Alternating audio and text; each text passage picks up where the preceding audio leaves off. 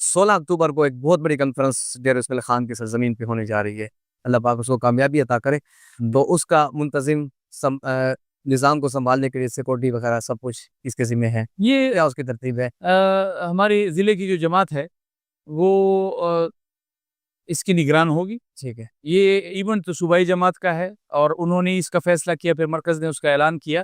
لیکن کیونکہ ضلع کی جماعت پورے ایونٹ کی نگران ہوا کرتی ہے تو تمام سیکیورٹی کے حوالے سے, انتظامات کے حوالے سے ہمارے ضلع کی جماعت جو ہے وہ اس کی نگران ہے. تمام ہمارے ضلع عاملہ جو ہے وہ اس کی نگران ہے.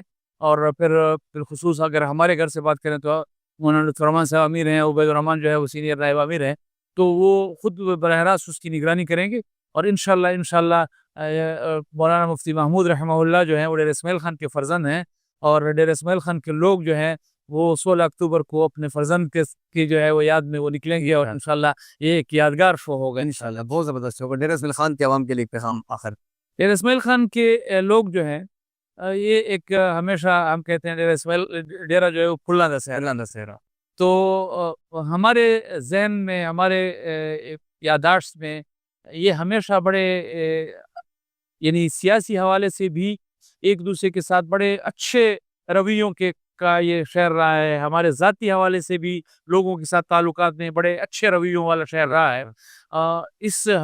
اس جو رخ ہے جماعت ڈیرہ اسماعیل خان کا, ہم نے کوشش کرنی ہے کہ ہم نے اس کو برقرار رکھنا ہے. ہمارے رویے لوگوں کے ساتھ اٹھنے بیٹھنے میں, تعلقات میں, ہمارے سیاسی حوالے سے یہ جو ہے وہ اثر انداز نہیں ہونے چاہیے ہمارے اخلاقی رویوں پر, ہمارے سماجی رویوں پر.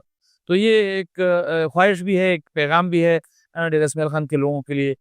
جزاک اللہ خیر. اللہ پاک آپ کو سلامت رکھے اور ہم سب کو جمعیت علماء اسلام پر استقامت نصیب. آمین آمین. ماشاءاللہ بہت شکریہ. میں تہہ دل سے آپ کو مشکور. آپ کا بہت ماشاءاللہ.